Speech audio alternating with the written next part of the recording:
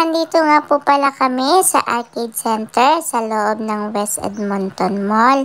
Naglaro po muna kami dito kasi may hinihintay pa po kaming imi-meet up.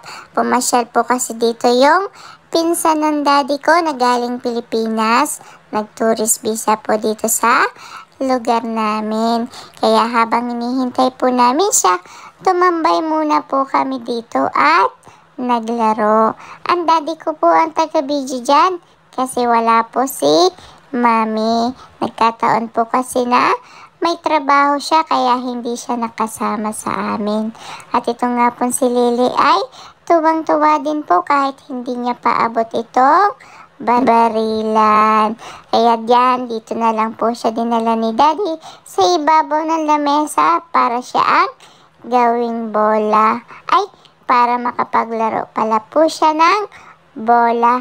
Kaya lang, lagot ka Lily kapag nakitang dyan ka na naglaro sa ibabaw niya. Naku po, mapapalo ang daddy. Kaya yan, dito na lang po kaming dalawa ni kuya. Kami na lang dalawa ang naglaro dito. Habang si Lily ay nakasakay naman po dito sa cart. At gusto niya rin pong lumabas. Gusto niya rin pong makilaro sa amin. O diba po, kayang-kaya kaming alagaan ni daddy kahit si mami po ay nagtatrabaho. Nagwo-work po kasi si mami sa gabi. Kaya pag panggabi, naiiwan kami kay daddy. At sa araw naman po ay si daddy ang nagtatrabaho.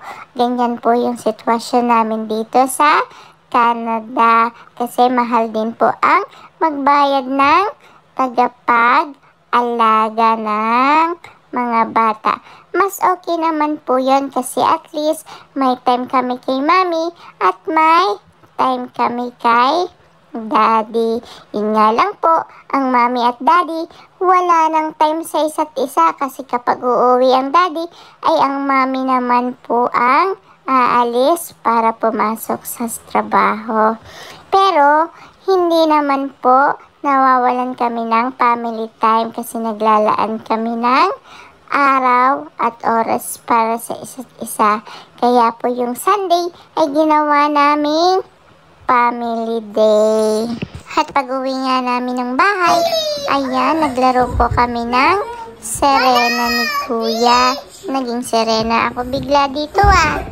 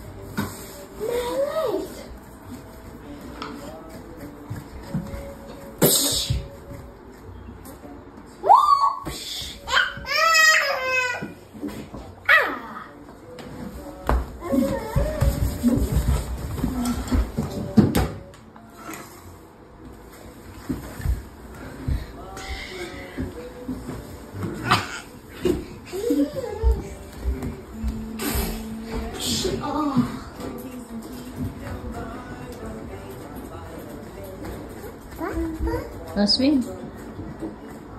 Swim ikaw, swim.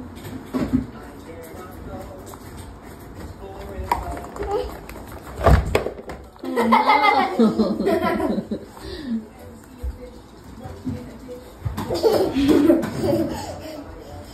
And you think that's dangerous?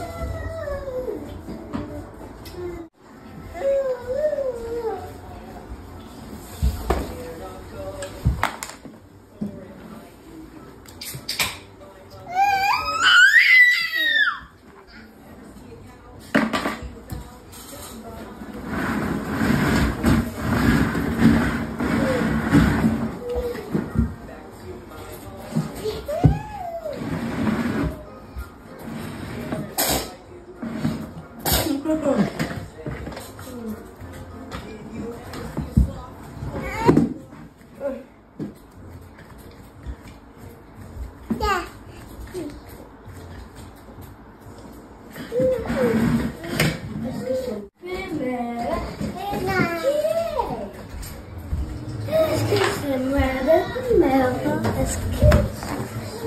So fragile, so delicious. The quest for the boss put the minions front and center for some of civilization's most historic moments.